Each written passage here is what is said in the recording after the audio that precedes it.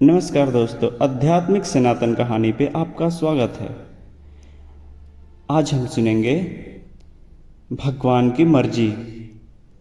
ये एक जीवन को सीख देने वाली कहानी है। तो चलिए सुनते हैं आज की कहानी। एक आदमी मंदिर में सेवक था। उसका काम मंदिर की सफाई करना था।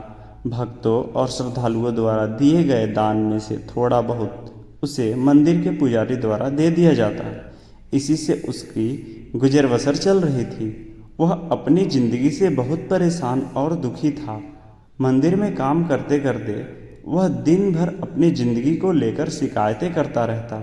एक दिन शिकायत करते हुए वह भगवान से बोला, भगवान जी, आपकी ज़िंदगी कितनी आसान है।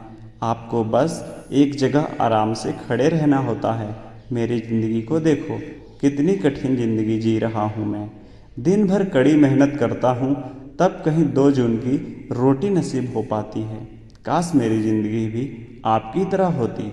उसकी बात सुनकर भगवान बोले, तुम जैसा सोच रहे हो वैसा नहीं है। मेरी जगह रहना बिल्कुल आसान नहीं है। मुझे बहुत सारी चीज़ें देखनी पड़ती है, बहुत सी व्यवस्थाएं करनी पड़ती हैं। ये हर किसी के बस की बात नहीं है। भगवान जी, कैसी बात कर रहे हैं आप? आपका काम आसान ही तो है। आपकी तरह तो मैं भी दिन भर खड़े रह सकता हूँ। इसमें कौन सी बड़ी बात है? मंदिर का सेवक बोला, तुम नहीं कर पाओगे। इस काम में बहुत धैर्य की आवश्यकता पड़ती है। भगवान बोले, मैं ज़रूर कर पाऊँगा। आप मुझे एक दिन अपनी ज़िंदगी जीने दीजिए। आप जैसा बताएंगे मैं वैसा ही करूँगा। मंदिर का सेवक जिद करने लगा। उसकी जिद के आगे भगवान मान गए और बोले, ठीक है, आज पूरा दिन तुम मेरी ज़िंदगी जियो। मैं तुम्हारी ज़िंदगी जीता हूँ, लेकिन मेरी ज़िंदगी जीने के लिए तुम्हें कुछ शर्तें माननी होगी। मैं हर शर्त मानने को तैयार हूँ भगवान जी, सेवक बोला। ठीक है, तो ध्यान से सुनो। मंदिर में दिन भर बहुत से लोग आएंगे और तुमसे बहुत कुछ कहेंगे। कुछ तुम्हें अच्छा बोलेंगे तो कुछ बुरा। तुम्हें हर किसी की बात चुपचाप एक जगह मूर्ति की तरह खड़े रहकर धैर्य के साथ सुननी है और उन पर कोई प्रतिक्रिया नहीं देनी है। भगवान और उसने अपनी जिंदगी एक दिन के लिए आपस में बदल ली। सेवक भगवान की जगह मूर्ति बनकर खड़ा हो गया। भगवान मंदिर की साफ सफाई का काम निपटाकर वहां से चले गए। कुछ समय बीतने के बाद मंदिर में एक धनी व्यापारी आया। भगवान से प्रार्थना करते हुए वह बोला, भगवान जी, मैं एक नई फैक्ट्री डाल रहा हूँ। मुझे आशीर्वाद दीजिए कि यह फैक्ट्री अच्छी तरह चले और मैं इससे अच्छा मुनाफा कमाऊँ। प्रार्थना करने के बाद वह प्रणाम करने के लिए नीचे झुका तो उसका बटुआ गिर गया।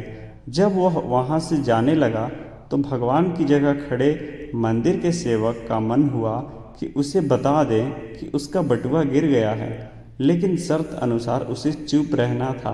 इसलिए वह कुछ नहीं बोला और खामोश खड़ा रहा। पुलिस नाविक को पकड़कर ले जाने लगी। भगवान बने आदमी को अपने सामने होता हुआ ये अन्याय सहन नहीं हुआ। शर्त अनुसार उसे चुप रहना था, लेकिन उसे लगा कि बहुत गलत हो चुका है। यदि अब मैं चुप रहा तो एक बेकसूर आदमी को व्यर्थ में ही सजा भुगतनी पड़ेगी। उसने अपनी चुप्पी तोड़ते हुए कहा, आप गलत व्यक्ति को पकड़कर ले जा रहे हैं। ये बटुआ इस नाविक ने नहीं बल्कि इसके पहले आए गरीब व्यक्ति ने चुराया है। मैं भगवान हूँ और मैंने सब देखा है। पुलिस भगवान की बात कैसे नहीं मानती। उनकी बात मानकर उन्होंने नाविक को छोड़ दिया और उस गरीब आदमी को पकड़ लिया जिसने बटुआ लिया था। शाम को जब भगवान वापस आए तो मंदिर के सेवक ने पूरे दिन का वृत्तांत सुनाते हुए उन्हें गर्व के साथ बताया कि आज मैंने एक व्यक्ति के साथ अन्याय होने से रोका है। देखिए, आपकी ज़िंदगी जीकर आज मैंने कितना अच्छा काम किया है। उसकी बात सुनकर भगवान बोले, ये तुमने क्या किया? मैंने तुमसे कहा था कि चुपचाप मूर्ति बनकर खड़े रहना, लेकिन वैसा न कर तुमने मेरी पूरी योजना पर पानी फेर दिया। उस धनी व्यापारी ने बुरे कर्मों द्वारा इतना धन कमाया है यदि उसमें से कुछ पैसे गरीब आदमी को मिल जाते तो उसका भला हो जाता और व्यापारी के पाप भी कुछ कम हो जाते। जिस नाविक को तुमने समुद्री यात्रा पर भेज दिया है, अब वह जीवित वापस नहीं आ पाएगा। समुद्र में बहुत बड़ी तूफान आने वाला है। यदि वह कुछ दिन जेल में रहता तो कम से कम बच जाता। सेवक को यह सुनकर एहसास हुआ कि वह तो बस वही देख पा रहा था जो आंखों के सामने हो रहा था। उन सबके पीछे की वास्तविकता को वह देख ही नहीं पा रहा था। जबकि भगवान जीवन के हर पहलू पर विचार अपनी योजना बनाते हैं और लोगों के जीवन को चलाते हैं। इससे सीख ये मिलती है, हम सब भी भगवान की योजनाओं को समझ नहीं पाते।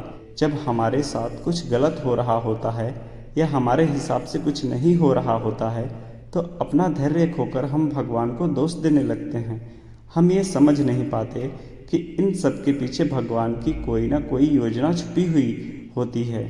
ऐसे समय में हमें भगवान पर विश्वास रखकर धैर्य धारण करने की आवश्यकता है। इसलिए चिंता ना करें। यदि आपकी मर्जी से कुछ नहीं हो रहा हो तो इसका अर्थ है कि वह भगवान की मर्जी से हो रहा है, और भले ही देर से ही सही, भगवान की मर्जी से सब अच्छा ही होता है। ये कहानी आपको अच्छी लगी हो तो वीडियो को लाइक करें, शेयर करें, कमेंट करें और चैनल को सब्सक्राइब करें। धन्यवाद दोस्तों।